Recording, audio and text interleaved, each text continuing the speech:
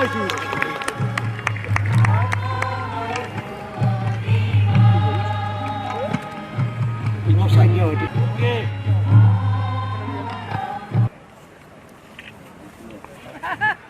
উত্তোলন সম্পৰ্কত আমি বিশেষভাৱে কিছুমান সমস্যা যিটো বিধি অঞ্চলৰ যিটো সমস্যা সাংবাদিকসকলৰ যিটো সমস্যা একদম কুইক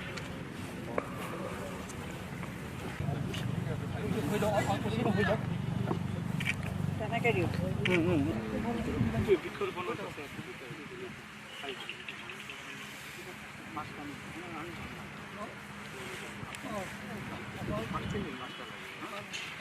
Oh. Hello. উপস্থিত হোৱা মোৰ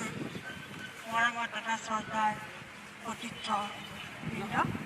আজি আমি যি শ্বহীদ তৰ্পণ কৰিবলৈ ওলাইছোঁ আমাৰ মাজত আমাক বিভিন্ন সময়ত আমাৰ এই সাংবাদিকতাৰ পথ দেখুৱাই আগুৱাই আমাক লৈ গৈছিলে যিসকল আজি আমাৰ মাজত নাই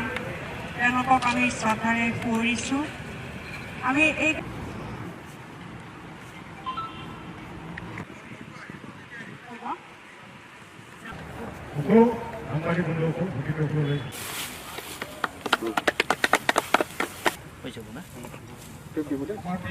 কাৰ্যসূচী চলি আছে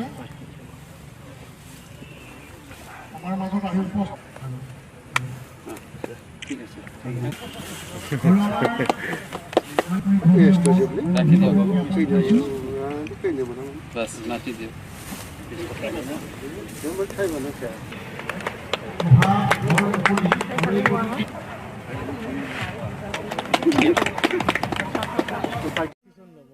হয় নিশ্চয়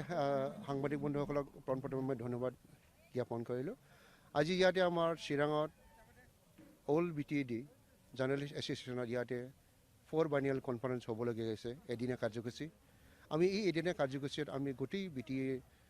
BTR অঞ্চলত যিকেইটা সাংবাদিক এই সাংবাদিকসকলৰ সমস্যা কি পৰ্যায়ত আছে আমাৰ সাংবাদিক বন্ধুসকলৰ আৰু কি অসুবিধাত পৰি আছে তাৰ বিষয়ে আমি বিতংকৈ আলোচনা কৰিম আজি যিহেতু সাংবাদিকসকলৰ যিটো BTR যিটো আশ্বাস দিছিলে দিয়ে BTR যিটো সাংবাদিকসকলক যিটো ইতিমধ্যে ইঞ্চুৰেঞ্চ কেয়াৰ বা বিভিন্ন সা সুবিধা দিয়াৰ যিটো আমাক কথা দিছিলে এই কথাবিলাক আমি ইয়াতে আলোচনা কৰিম আৰু আমি আলোচনা কৰাৰ মাজতে আজি আমি কিছুমান প্ৰস্তাৱ লৈ পৰে আজি যিটো এই অধিৱেশনত যিটো সাংবাদিক সমস্যাবিলাকত লৈ যিটো আমি প্ৰস্তাৱ ল'ব এই প্ৰস্তাৱৰ আকাৰে আমি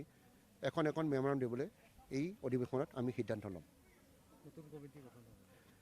হয় আজি নতুন কমিটি আগতে হ'ব লাগিছিল কিন্তু মাজত 2 বছৰ যিটো কোভিড এই কোভিডৰ কাৰণে একো আমি মিটিং কৰিব নোৱাৰে